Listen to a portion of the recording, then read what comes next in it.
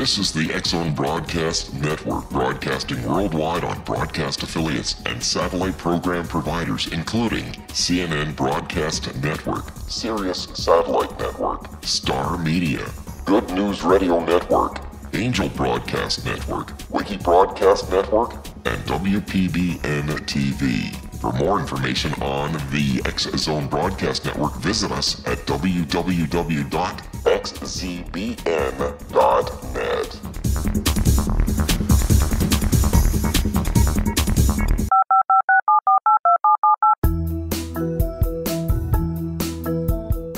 Did you know that when you're on the road with limited data or Wi-Fi, you can still listen to the X-Zone Radio Show with Rob McConnell, The Science of Magic with Gwilda Wiyaka, X-1, Dimension X, Space Patrol, and every minute of the X-Zone Broadcast Network by calling 213-401-0080, courtesy of Audio Now. No smartphone, app, or internet needed. It saves your data plan and it's free if you have unlimited minutes. Call 213-401-0080 to listen on any phone, anytime, anywhere. Remember 213-401-0080 for the best of the paranormal, parapsychology, and sci-fi radio programming anywhere, 24/7, 365. The X-Zone Radio Show with Rob McConnell is largely an opinion talk show. All opinions, comments, or statements of fact expressed by Rob McConnell's guests are strictly their own and are not to be construed as those of the X-Zone Radio Show or endorsed in any manner by Rob McConnell, Relmar McConnell Media Company, the X-Zone Broadcast Network, its affiliated networks, stations, employees, or advertisers.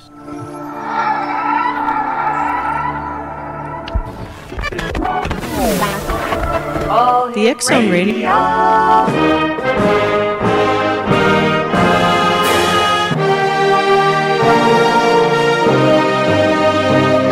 Welcome to the X-Zone, a place where fact is fiction and fiction is reality. Now, here's your host, Rob McConnell.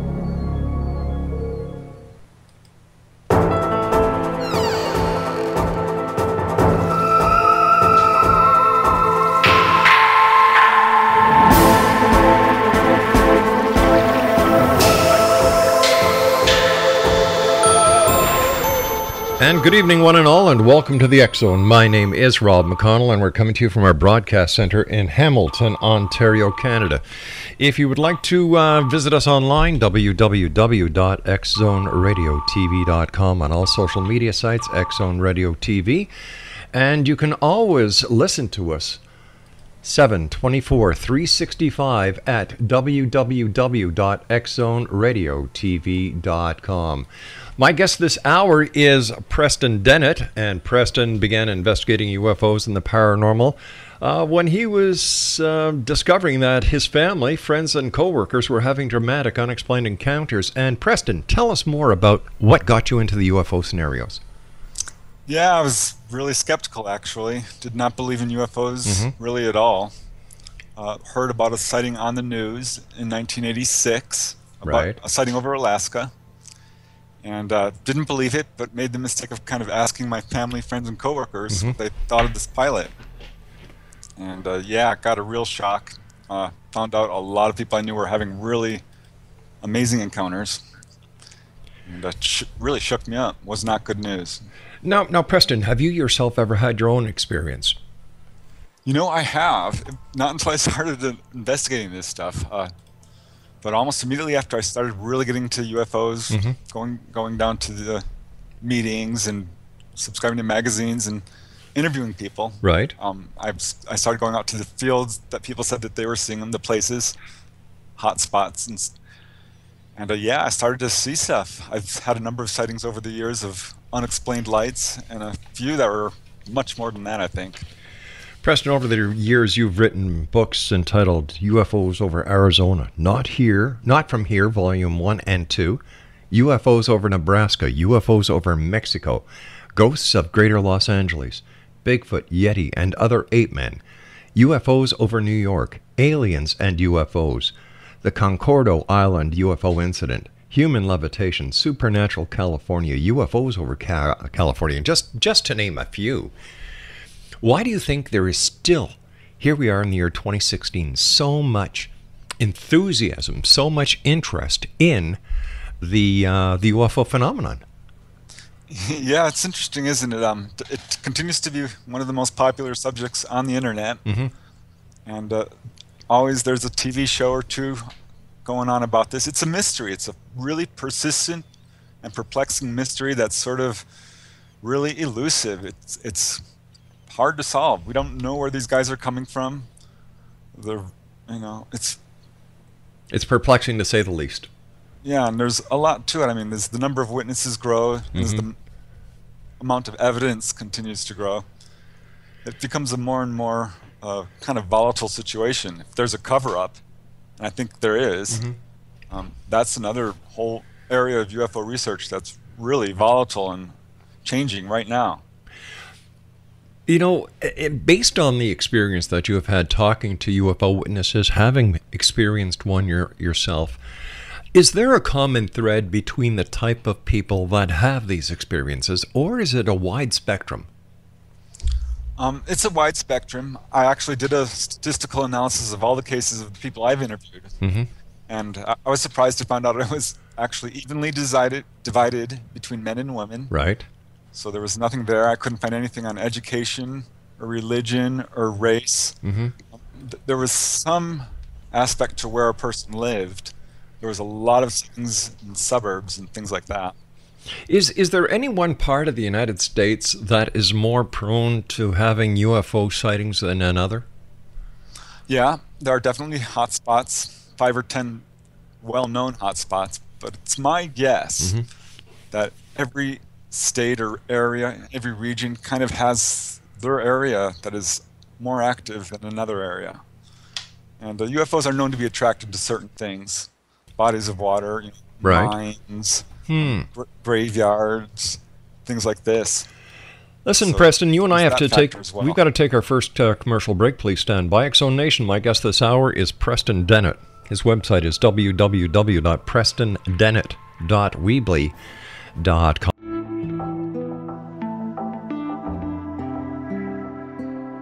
Take a step back in time and discover old Florida cuisine at Marsh Landing Restaurant in Fellsmere. Enjoy delicacies such as frog legs, gator tail, catfish, and swamp cabbage, or enjoy the more traditional cuisine like hand-cut Angus steaks, ribs, and seafood. Join us for breakfast with a southern flair featuring sweet potato pancakes, biscuits, and gravy, and much more. Planning a party? Marsh Landing's private dining room can accommodate groups from 8 to 80 people. While you're visiting, enjoy the historic pictures, artifacts, and stories that line the walls. Marsh Landing is truly a unique experience. Marsh Landing Restaurant, 44 North Broadway in historic Fellsmere, or visit marshlandingrestaurant.com. Marsh Landing, old Florida cuisine at its best.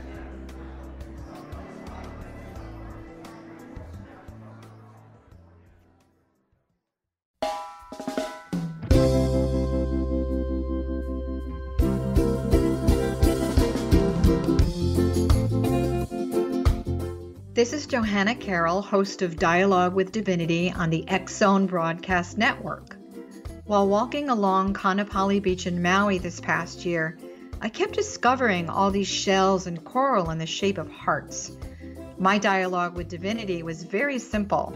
Do you want me to do a retreat to heal people's hearts in Maui next year? And of course, the answer was yes. As a master spiritual teacher, I am offering you a neat retreat called Rise, May 8th through the 12th, 2017, and the chance of a lifetime to rest at a 5-star resort for 5 days and experience a spiritual renewal of your heart and soul. Kaanapali is one of the top 5 beaches in the world. This stunning resort has undergone a $40 million renovation. I walked the entire property, checked out the room choices on your behalf, and I must say it is stunning. Our conference room faces the ocean with sliding glass doors. Maui is known as Mother Maui because it is a soft, gentle, healing energy. In the embrace of Mother Maui, you will feel yourself rising from the limitations of an ordinary life to an extraordinary journey of peace, bliss, and harmony, a greater sense of clarity. Our Rise retreat ignites renewal in the sacred elements of air, water, earth, fire, and wind. There's plenty of free time to enjoy all that Maui has to offer. A small deposit is required now to reserve your space, as this retreat, it will sell out. For more details, please go to johannacarroll.com and register today. Aloha, and I'll see you in mystical Maui.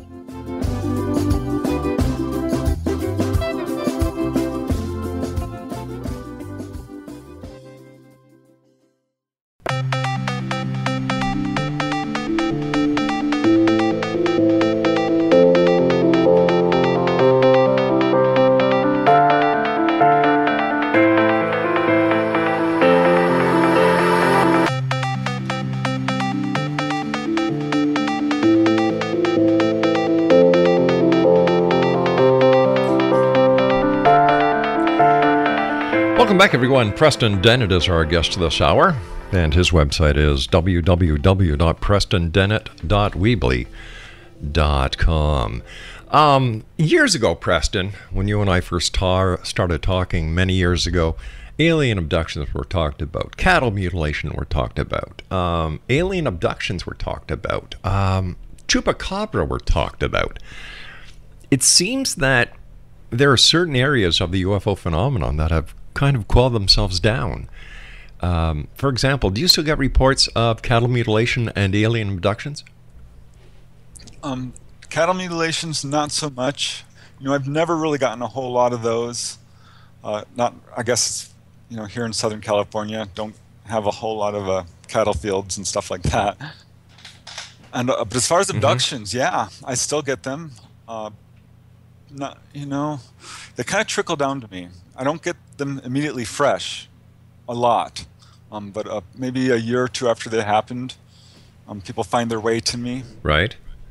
And well, actually, just recently, a couple of months ago, I had a lady calling me, and she was having a lot of experiences. Really? And I helped her through them. How did you help her through them? That's very interesting because I remember people having a problem finding people that they could talk to. Look, for example, you and I were talking before we went there about the Travis Walton case, and he had problems finding credible people that there was one group that kind of led him down the garden path to go see a doctor who really wasn't a medical doctor. He was a hypnotist, and then that entire scenario put a lot of doubt in his mind. Thankfully, he was able to get a hold of the right doctors, and that is one of the most famous cases in any UFO circle. But how did you help this lady? Well, she had a lot of fear. Yeah. She had no idea what was happening to her and wanted to know if other people had had these types of experiences and things like this. I get a lot of contacts like that. One couple, they had lost their baby as a result of a UFO encounter. Oh, they had no. Missing fetus syndrome. And had contacted a number of UFO researchers who were really just interested in their story and not so much helping them. So that's always my first priority, of course, because some of these people are really traumatized. Yeah. Who can people go to, who have these experiences? And these experiences are nothing new. Are there trained medical doctors now? Are there trained psychiatrists? Are there members of the scientific community where people can go? Like, I'm taking nothing away from you, Preston, because you've got a lot of experience when it comes to this. But let's say people don't know about Preston Dennett. How do they go to the right people who will not just take their story to bastardize them through the tabloids? Right. Well, it's hit and miss. I mean, you can contact MUFON, and they can often refer you to somebody. But the truth is, you have to do your own research and find out who in your area is looking into this. Here in Southern California, we have some really good researchers like Barbara Lamb, who's a trained therapist, and Yvonne Smith, who's been doing it for 20, 30 years now. Yeah. But yeah, it's real difficult to find an actual trained professional because there are no textbooks on this. It's not in the medical manuals, and it's still not accepted by mainstream science to a large extent. What do you think it'll take before mainstream science and the Western medical community will really take this seriously? It's going to take something more than we've already given them.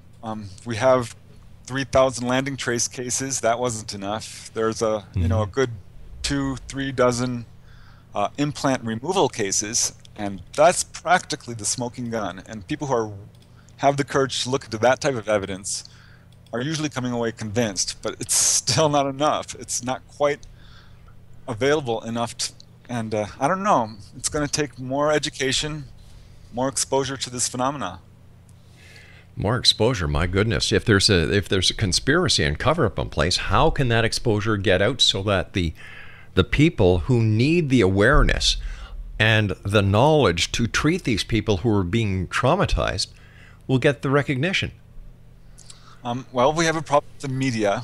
It's been demonstrated numerous times that UFO stories are quashed, censored, mainstream media, and kind of been pushed to the internet to a large extent. Right. But beyond that, every year some major UFO event does happen, which usually makes it to the mainstream media. And I think that's what's the situation we're looking at. You know, you've got people like Stephen Bassett, who has been busting his buns off on the disclosure projects. And with all the work that he's done, bringing these inquiries to the press club and going through across Canada and the United States with these panels, still nothing. What will it take for the president of the United States to get abducted by an alien before somebody's really going to start paying attention? I don't know if even that's going to do it. I don't know if the U.S. is going to be the one who discloses. I think the evidence that we do have alien hardware, alien bodies, have worked with this kind of technology and reverse engineering is pretty persuasive. There's so many testimonies at this point that it's hard to deny something is going on. But who's going to be the first to disclose? Yeah. I don't know. Tell me about your 2 new volumes that you've written. Not from here.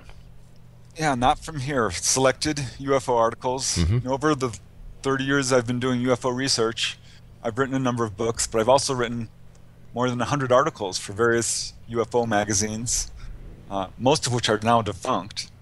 UFO Universe, that sort of thing. A lot for Fate magazine. And I realized a lot of my UFO research has kind of just slipped under the radar there. Appeared in a magazine once and has never been available since. So I kind of picked out some of my favorite articles, updated them, and put them together in a book. What are some of your favorite articles? Oh, it was really hard to choose, but I ended up picking some that, from my older research, some more current. I wanted to give a whole overview of the phenomena, but I'm going to say one of my favorites is a phone call from an alien.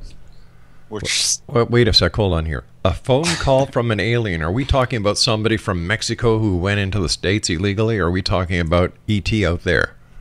We're talking about E.T. phoning home. Talk about a long-distance call on your cell phone. Holy cow. Tell me about it. Yeah, and I know how it sounds. It's crazy. But there's a number of cases now coming from pretty credible researchers. Betty Andreasen. Her case is really well known and was investigated thoroughly by Ray Fowler.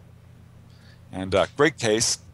She received a number of these strange phone calls, often which came on the same day. And there'd be these high-pitched voices speaking in this kind of unknown language, lots of L's and K's and things like this. And she thought it was the ETs. And this happened as well to Debbie Jordan of Bud Hopkins' client. Right. Whitley Strieber had a case like this. John Keel, he was an early researcher, talked about a lot of these types of cases. And I investigated some cases myself with the same bizarre thing. I still can't get over that you actually received a phone call from an alien somewhere out in outer space. Was there any way? What was the conversation? I didn't, but people who have often those. One of the messages: "Do not be afraid. We won't hurt you." One gentleman I talked to, he was having abductions, and was having these strange phone calls. They'd often come on the same day, and One day he's driving down the road. He sees this globe of light. This is what he always saw before an abduction would happen. And this is when his phone rang. And he looked at the display. It said, unknown number or no number. Uh-huh. And he ended up answering it. Mm-hmm. And there was a voice on it. And it said, the time is near. We are coming. And it was them. And he slammed the phone down. He had heard their voices in his mind. They would also give him kind of a telepathic warning. This time they called him up on the phone. You know, people often say, why don't UFOs land on the White House lawn? Why don't they just come up to my front door and knock? And I've asked you that myself over the years. Right. So the point of this is they're trying different ways of making contact with people. And this is one of the things they do. They can affect electromagnetic machines of all kinds, like TVs, cars. So why not phones? True. Would this fall into the realm of ITC? Of ITC? Yeah, what's it called? Oh, EVP? No. ITC, where the message comes through white noise. Right. Electronic voice phenomena, I think. Oh, okay. That's what the Ghostbusters used. Yeah. Right. You know, it's similar. Really? I find that very interesting because there are a number of cases where people have gotten phone calls from a ghost. So there is a parallel there for sure. Is there a connection, in your opinion, Preston, between crop circles and the ET presence? You know, I'm not a crop circle researcher. Right. I've certainly looked into them. And there isn't a super strong connection of UFOs hovering over these things or any indication that we can say that the same phenomena that's causing, you know, people to see these metallic ships and so on is causing this. They're different from your typical landing trace case. And the UFO connection is loose at best, as far as I can see. Wow. Where do you think these ETs? Where do you think these ETs are coming from, Preston? Well, that's a million-dollar question. People have asked them, certainly. One of the chapters in my book is conversations with an extraterrestrial, because most of the time they don't talk. They'll say nothing. But a few people have asked them that, and they kind of give coy answers, such as, oh, we're from a place you don't know about yet, or you wouldn't understand, you know, so why would I tell you? And things like that. All right, let me ask you this hypothetical question, and we've got to get ready because we're going to go to a commercial. This is the X-Zone Broadcast Network, broadcasting worldwide on broadcast affiliates and satellite program providers, including CNN Broadcast Network, Sirius Satellite Network, Star Media, Good News Radio Network, Angel Broadcast Network, Wiki Broadcast Network, and WPBN TV. For more information on the X-Zone Broadcast Network, visit us at www.xzbn.net.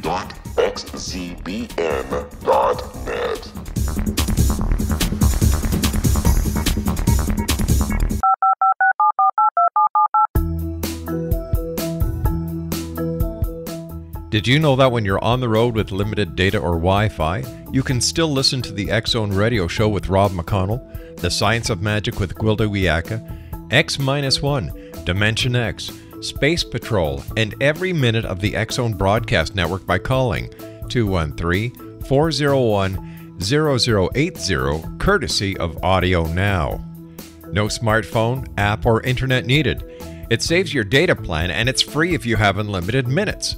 Call 213-401-0080 to listen on any phone, anytime, anywhere. Remember, 213-401-0080 for the best of the paranormal, parapsychology, and sci-fi radio programming anywhere, 24/7, 365.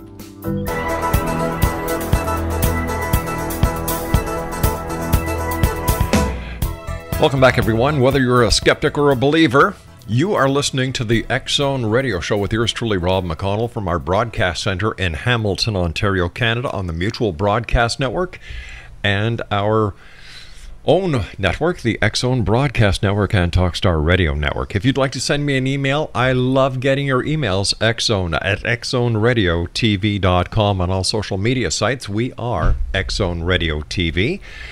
And you can visit our website to find out what we've done in the past, what we're doing now, and where we hope to be in the future at www.xzoneradio.com.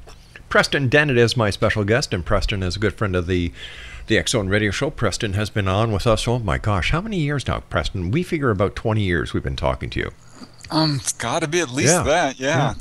And, you know, you're one of the hardest workers and writers within the UFO community. So, you know, you've done a great job, and I know you're going to keep it up. You and I were chatting during the news, and I laughed when you and I were talking, and alien zoos. Tell me about that, because like I said, I know a few people here on this planet. I would love to put that in them. I know this sounds like science fiction, but you know, you're kind of stuck with the cases. And there's a number of cases where people have been taken on board UFOs, and I've seen, you know, not what most people see, not an examination table or an engine room or something like this. They're seeing these weird collections of animals. Some really interesting cases. Well, there's one case from John Mack. He had a client named Catherine who, when she was taken aboard a UFO, she saw what amounted to a pine forest. She said it looked entirely real. It was about the size of, you know, a gymnasium, and completely real. Smelled real. Another case is Carl Higdon. He was out there hunting elk. When he had an encounter in which he was taken on board, and once on board he saw that the ETs had abducted the elk as well. Now, a lot of these are cases where people are seeing human animals, but there are cases where people have been taken on board. There's an Oregon case. A whole family had an experience, the Twiggs family, where they said they were taken on board and saw animals from, not from Earth, you know, from another place, not from here, certainly. And there's a few other cases like that. Another real estate broker, Katerina, she wrote a book about her experiences where she also saw all these strange animals that were definitely not from around here. I've talked to a few witnesses myself who've had that experience. Were shown animals. Now, tell me, Preston, in today's society, everyone has a cell phone that has a camera in it. Have there been any people who have been abducted who have had their cell phone with them and who have taken pictures of what appears on board? No, but I think it's coming. At least it's not as far as I know. No one's done this, and it's kind of surprising, but kind of not. Because in a sense, when people are taken on board, they're often not given a whole lot of freedom. It kind of depends on the experience. Each experience is individual. But no one's been able to do that. They've certainly been able to take pictures of UFOs in the sky. Very few cases of UFOs photographed landing. Almost no cases, you know, that are credible of aliens, and none of onboard experiences. Exonation, Preston Dennett is our guest. www.prestondennett.weebly.com, and all of Preston's books are available on his website or Amazon.com. I understand that there have been UFOs that have been sighted over graveyards. Right. Tell me about this one. Yeah, this is another weird pattern that really surprised me.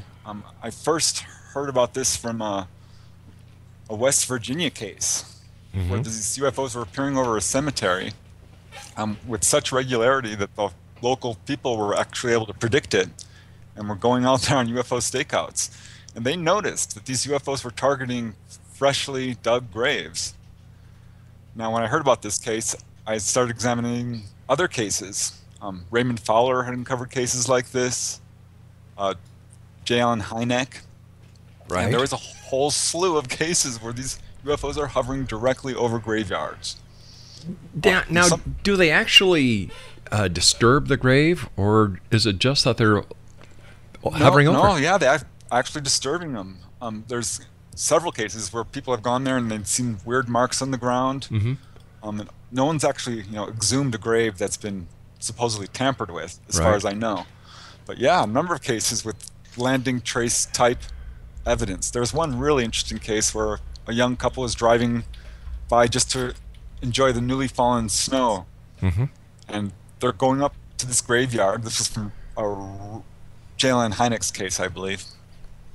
And there's this weird fog over the graveyard, and there's this object hovering over it. And as soon as they notice it, they kind of pull over, and it sends a beam or something which pins the guy to his car, paralyzing him temporarily until it can sort of take off and get away. Really dramatic case. Unreal. You know, it's funny that, you know, the mutilation part is restricted, to the best of our knowledge, to animals. That, to my knowledge, and maybe you can correct me here, Preston, there has never been a human mutilation case that has been connected to a UFO. Well, it's interesting you should mention that, because there actually are a couple. Really? Not a whole lot, but there are a few, that I've heard of in the literature, and there's one I wrote about in this actual chapter on UFOs over graveyards, because I think this is what's actually happening. I think we're looking at a case of extraterrestrial grave robbers. They're very interested in human genetic material. This is something that's been demonstrated on, abductee cases. Right.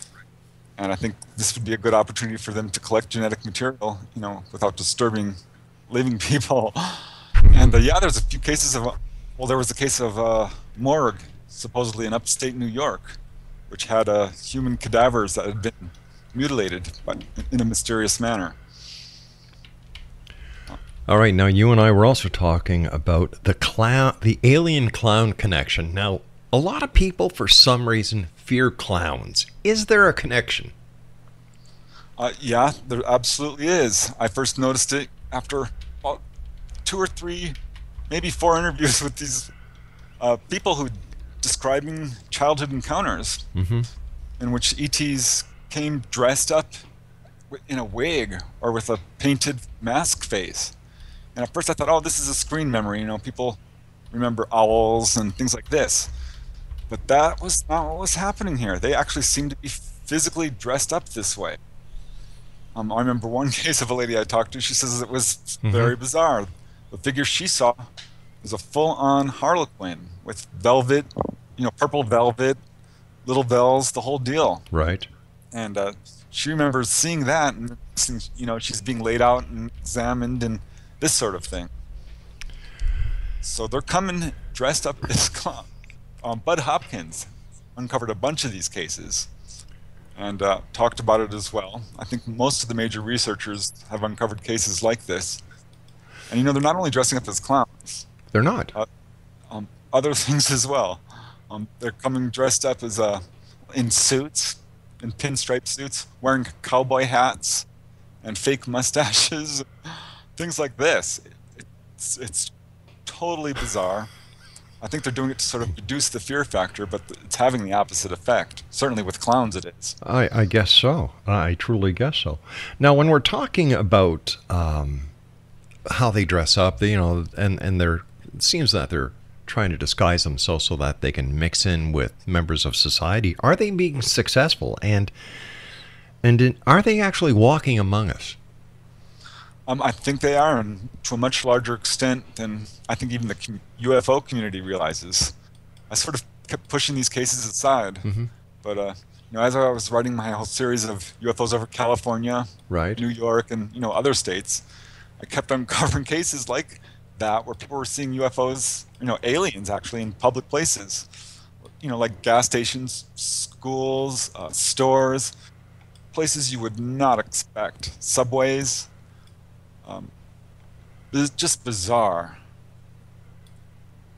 So I remember talking to Charles Hull, and he was telling us that alien ships use planet Earth as I'll give you an analogy, like a bus terminal. They come here, they refuel. Some of their passengers get out and spend time in Las Vegas. Now, this is from Area 52, not Area 51, but Area 52, where Charles was a member of the United States Air Force. And he claims that he saw this firsthand. Right. Yeah. Right. And he's not the only one. There's a number of cases like that, of casino cases, I call them. Yeah. I put a number in my book, UFOs over Nevada. Right. And I was surprised to see how many cases there were. People see ETs in the most unlikely places. One of my favorite was this guy was walking along Las Vegas Strip, looks up and sees a UFO. is actually able to photograph it twice, which the photographs came out. Other people were seeing this thing. But he goes back to his hotel room in Circus and ends up having this really bizarre encounter with ETs.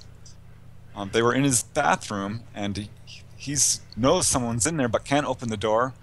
Finally pulls it open, and 5 or 6 short figures wearing shields on their chest tumble over him. You know, they've got large eyes, huge head, and they walk right through the wall. Next thing he knows, it's morning, and he's waking up lying there right before on the bathroom floor. Oh my gosh. So I wonder if, you know, these mega alien UFO conventions that people go to, or Comic-Con where they dress up, I wonder if any of these people are really not dressed up, but they are in fact extraterrestrials or aliens. They'd blend in perfectly. They would, and let's not forget, we're looking at a situation here where most ETs are described as humanoid. The Greys, you know, they would probably be easily recognizable as different. But there's a lot of cases where people are seeing very human-looking ETs, or almost human, who could, if they wore sunglasses and a hat, right? You know, yeah, they're there, and that's the reports we're actually getting. That makes you wonder, doesn't it? Like maybe ET never left home. But what about people who say that they encounter reptilians, they encounter the praying mantis type of extraterrestrial? Are these figments of their imagination? Or do you think that it is possible that we could actually be visited by multiple species? Well, in my own research, yeah, I can certainly speak to that, is mostly some variation of the gray. I've gotten very few reptilian, 1, 2, 3, you know, not a whole lot really at all. Right. And yes, the praying mantis is another very strong category. And beyond that, there's sort of another kind of catch-all category of short humanoids or robotic-like things. And kind of a whole ET parade, which is very hard to classify and pin down. So it's hard to say, but yeah, at least those, the Greys and the reptilians and the praying mantis type, certainly. We're dealing with those, absolutely. Now, I understand that you've also exposed a Project Red Light. Can you tell us about that? Yeah, this is actually one of my earlier articles, in which I talked about how UFOs were being reverse engineered by the government. Right. And I was able to actually get some first-hand testimony, which I thought was interesting. The guys wouldn't speak to me firsthand. They were too about security. But it was an interesting story that I was told. He said that he received very high scores on the SAT, which caused the government to pay attention. They wanted to hire him to do some classified research, which he agreed to do. And it ended up he had to lie about everything to everyone in his life. Couldn't tell his wife, best friend, nobody what he did. He told everyone he worked in Las Vegas, but in truth, he worked in Alaska in an underground base, which tested 3 things. Chemical warfare, which he said make most of the stuff that we know about look like child's play. Sensing devices, which allow people to see through solid objects. Some of that research, which is now coming out. And electromagnetic free energy devices, or basically UFOs. And he said that a good portion of the UFOs seen in that area were probably our own, and that we are flying them around. What about underground bases? Are there still a lot of stories, and is there a lot more information coming out about these underground bases? There's some. You know, the research I've done in that area, just some sort of undersea base, maybe underground base in the Santa Catalina Channel. And I have to tell you, I've got a lot of reports of that, and a number of people who say they've not been abducted to a ship, but down into what appears to be an underground base. But that's the extent of my own research. I know a number of other people have done research into this area, and I do think that there are a lot of military bases underground. Right. As far as underground ET bases, no one's been able to point to one and say this is it. We're having a little bit of a problem with the connection, Preston. Just letting you know that that we are getting staggering feedback or information from you. So if I ask you a question over again, it's because we were having problems hearing you. We've got about a minute and a half before I have to go for my next break. And based on, once again, your research, your own understanding, what do you think the relationship between the ETs and humans are? I think it's a lot closer than people realize. The fact that, again, ETs look so much like us and appear to be interbreeding with us, well, I think this points to a very close relationship. And this is what some of the people that I've talked to have been told by the ETs, that we are basically them, that we are related to them in a direct way. So I think this really raises serious questions about human origin.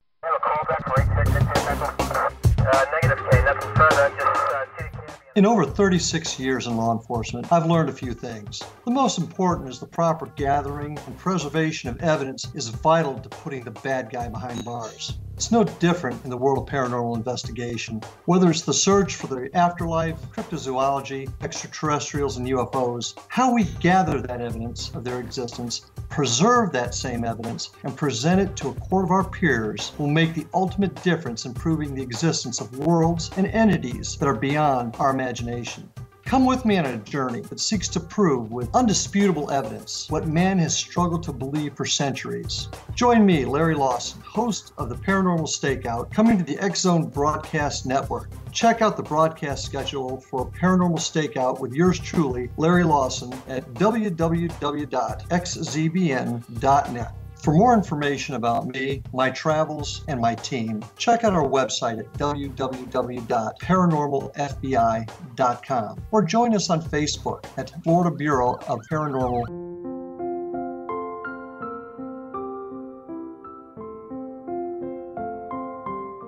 I am Dr. Carl O'Helvey, founder, president of a new cancer foundation focusing on evidence-based physical, mental, and spiritual interventions, including natural cancer cures, prayer, meditation, affirmations, nutrition, and other related holistic cancer prevention and cure modalities. These are used in cancer education, research, and financing care. I ask for your help to continue this important work by donating at www.holisticcancerfoundation.com.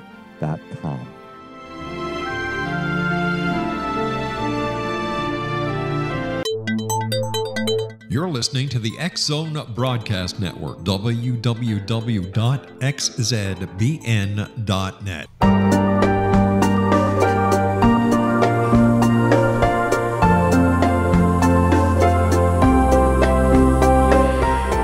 Welcome back. Preston Dennett is our very special guest this hour. www.prestondennett.weebly.com. Preston, before we let you go, you have to tell me about the connection between UFOs and mining. Oh yeah, this is something I think people have speculated about for a long time, but there's never really been a study on.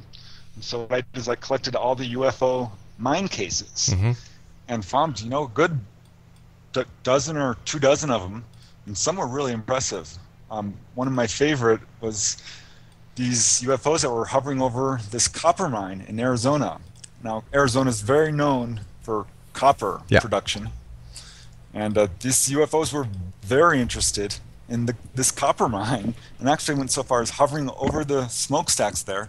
This was seen by all the workers and numerous other people, and sent down this little ball of light as if it was probing the smokestacks, was checking the various parts of the mine, and had a very strong interest in it.